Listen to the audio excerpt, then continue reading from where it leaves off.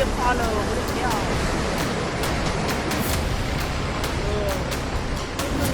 哎喂， Asia महाद्वीप पर कुदरत ने मौत का ऐसा डेरा डाला है जिसे देखकर आपकी रूह कांप जाए। चीन हो, नेपाल हो या फिर वियतनाम, हर तरफ सिर्फ और सिर्फ तबाही का महासैलाब फट चुका है। गाड़ियां तिनके की तरह बह रही हैं, पुल ताश के पत्तों की तरह बह रहे हैं और बवंडर इंसानों को लेने पर आमादा है। सबसे पहले बार सुपर पावर होने का दावा करने वाले चीन, जहां कुदरत के रौद्र रूप ने हाहाकार मचा रखा है। चीन के हुबेई प्रांत में नदियां ऐसे उफान पर है कि रास्ते में जो कुछ भी आ रहा है वो मलबे में तब्दील हो जा रहा है। घर डूबने की कगार पर है और लोग छतों पर जिंदगी की भीख मांग रहे हैं। इस त्रासदी के पीछे सिर्फ कुदरत है, बल्कि चीन की कम्युनिस्ट सरकार की वो भयानक लापरवाही जिसने इसे मानव निर्मित आपदा बना दिया। बिना किसी चेतावनी के बांधों से पानी छोड़ दिया गया, जिसने लाखों लोगों की जिंदगी को दलदल में धकेल दिया।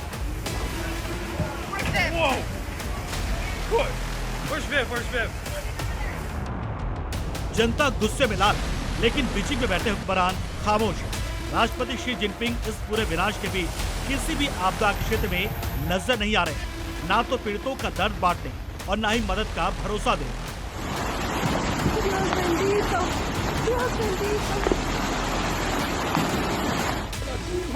तबाही यही नहीं रुकने वाली। साल 1949 के बाद का सबसे खतरनाक और विनाशकारी चक्रवात यानी टाइफून बावी अब उत्तर की ओर बढ़ रहा है।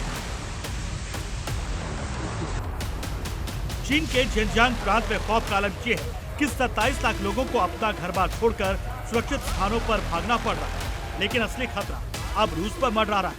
ये सुपर तूफान कुछ ही दिनों में रूस के सुदूर पूर्व तक पहुंचने वाला है और दर्दनाक सच ये है कि रूसी प्रशासन की तरफ से आबादी को बचाने की कोई तैयारी नहीं दिख रही है।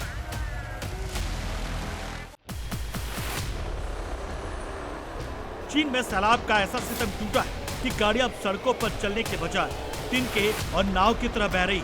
कई इलाकों में कारें पूरी तरह से डूब चुकी हैं और लोग खिड़कियों से अपनी जान बचाने की भीख मांग रहे। क्या कार क्या मकान, सब कुछ या तो मलबे के नीचे दफन हो चुका है या फिर इस खौफनाक सैलाब में डूबकर तबाही की गवाही दे रहा है।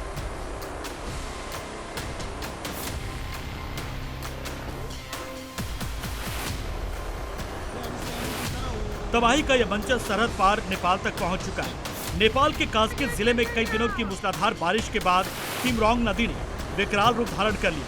460 फुट लंबा झूलता पुल पानी के एक ही झटके में तिनके की तरह टूटकर बह गया। इस पुल के बहने से अन्नपूर्णा ट्रैकिंग रूट पूरी तरह से कट चुका है। पर्यटक गांव गंदरू को जोड़ने वाली पक्की सड़क का नामो निशान मिट गया। कई रेस्टोरेंट और मकान मलबे में तब्दील हो चुके हैं। तबाही का यह खौफनाक मंजर सिर्फ कास्की जिले तक सीमित नहीं। नेपाल के सबसे खूबसूरत और मशहूर पर्यटन शहर पोखरा में भी मूसलाधार बारिश ने वो हाहाकार मचाया कि देखने वालों की रूह कांप गई।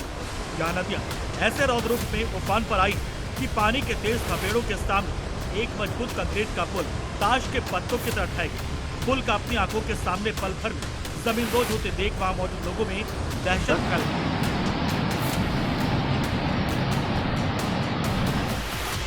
बारिश और बाढ़ से इतर दक्षिणी वियतनाम के मेकोंग डेल्टा में कुदरत ने दूसरे रास्ते से मौत का तांडव रचा। यहाँ एक विनाशकारी बवंडर की चपेट में आने से कई लोग गंभीर रूप से घायल हो गए। सड़कें तालाब बन चुकी हैं, नदियां इंसानी बस्तियों को निकल रही हैं और आसमान से आफत बरस रही है। चीन, रूस, नेपाल और वियतनाम में फैली तबाही ने साफ कर दिया है कि जब कुदरत अपना हिस्सा मांगती है तो इंसान के बनाए कंक्रीट के महल ताश के पत्तों की तरह ठहर जाते हैं। Bureau report, C media. 兄弟啊，哎喂，房子也垮了，我的天啊！又开始在闹事了。